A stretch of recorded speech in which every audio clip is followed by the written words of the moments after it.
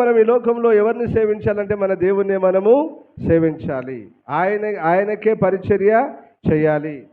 చాలామంది ఎలాగున్నారంటే దేవుణ్ణి సేవించరు. అంటే ఆదివారం నాడే ఒకనాడే మందిరానికి వస్తారు, వెళ్తారు. తర్వాత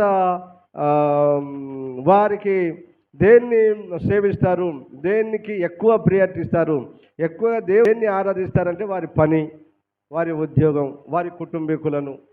ఒక ఆయన తన భార్యను, ఒక ఆమె తన భర్తను, వారిద్దరు కలిసి వారి పిల్లల మాటే ఫైనల్. అమ్మగారు చెప్పింది ఫైనల్, అయ్యగారు చెప్పింది ఫైనల్.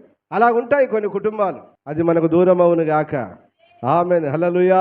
ప్రతి విషయంలో మనం దేవుని ఆలోచనకు లోబడదుము గాక. హల్లెలూయా. నాన్న నిజం చెప్తున్నాను బిడ్డ, మనుషుల మాట ఫైనల్ అన్నాడు కాదు, దేవుని మాటే ఫైనల్. దేవుని ఆలోచన తీసుకొనే మనం అందరం విశ్వాస జీవితంలో ముందుకెళ్ళాలి.